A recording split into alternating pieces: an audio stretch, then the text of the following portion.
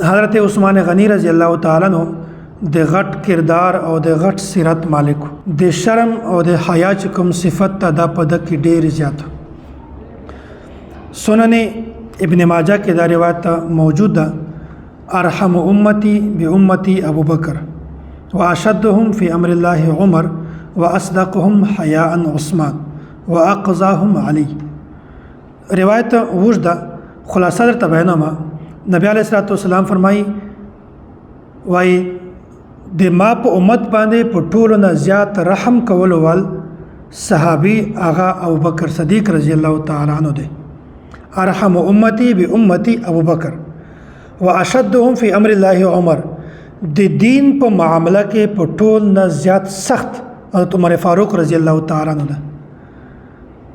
واصدقهم حیاء عثمان او په ټول نه زیات حیادار هغه عثمان رضی الله تعالی عنہ ده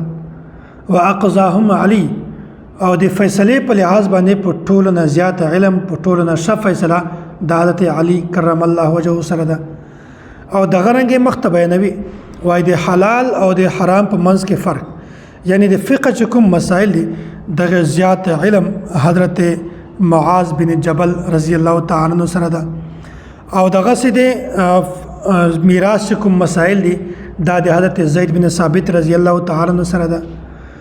او بیا نبی علیہ الصلوۃ والسلام فرمای الا وان لكل نبي امينا وامين هذه الامه ابو عبيده بن الجراح وای د هر نبی سره یو امین خمخوي وای د ما د امت امین چې کومه د امانتداري هغه حضرت عبیده بن جراح رضی الله تعالی عنہ ده نو اصل کې دغه روایت بیانولو مقصد دا ده چې په دې روایت کې دا لفظ راځي واصدقهم حیاء عثمان د شرم او د حیا په لحاظ باندې حضرت عثمان رضی الله تعالی عنہ دا په ټول نه دی پاسو اسه خو ټول صحابه کرامو کې شرم او حیا موجود او الحمدلله خو په دکې دا صفت دا ډیر زیات دا کردار په دکې ډیر زیات دغه رنګ په مسلم شریف کې دا یو روایت موجود ده وای نبی علیہ الصلوۃ والسلام یو ورځ په کور کې ناستو بیا حضرت ابوبکر صدیق رضی الله تعالی عنہ اجازه وغوښت دراتله کې اجازه وغوښت نبی علیہ الصلوۃ والسلام دته اجازه ورک چې کله ابوبکر صدیق رضی الله تعالی عنہ راغی نبی علیہ الصلوۃ والسلام چې څنګه اول ناستو ورسته هم دغه ناستو بیا حضرت عمر رضی الله تعالی عنہ دراتله کې اجازه وغوښت نو نبی علیہ الصلوۃ والسلام اجازه ورک خو چې څنګه نبی علیہ الصلوۃ والسلام اول ناستو ورسته هم دغه ناستو په درم نمبر باندې حضرت عثمان غنی رضی الله تعالی عنہ تشریف راوړ اجازه وغوښت نبی علیہ الصلوۃ والسلام اول خپل کپڑے سره سم کړل او خپل چې کوم ځانو هغه سره سم کو په انباد اجازه ورک چې کله د راغیا په انباد ام المؤمنین ام عائشه رضی الله تعالی عنها د دغه پراتلک باندې د داسې اهتمام کولو وجه نبی علیہ الصلوۃ والسلام د پښتنه وکړه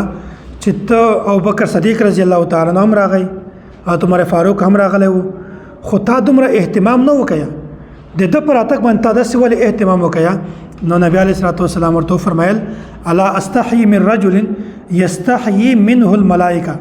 وای زه د داسې کس نه حیا نه وکم چې هغه نه فرشتي هم حیا کوي نو د حیا د شرم په لحاظ باندې حضرت عثمان غنی رضی الله تعالی عنہ دا ډیر په اعلی مقام باندې فایز د په خپل د بیانوي وای چې یو رما د نبی علیہ الصلوۃ والسلام په لاس باندې بیعت کړی دا په هغه لاس ما کله هم شرمګاه ته نږدې کړی نه ده او دغه د وجنه نو د بیعت رضوان په موقع باندې نبی علیہ الصلوۃ والسلام خپل لاس په د بل لاس باندې کې خود او دا یو فرمایل چې دا لاس د حضرت عثمان غنی رضی الله تعالی عنہ د طرف نه ده نو څومره دا غټه د اعزاز ولا خبره ده چې حضرت عثمان غنی رضی الله تعالی عنہ د شرم او د حیا په لحاظ باندې د پټول نه دی پاسه ده او دوم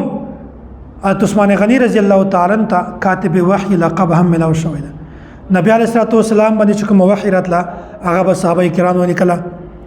نو ډیر کاتبین وحی وو ډیر صحابه کرامو چې وحی ولیکله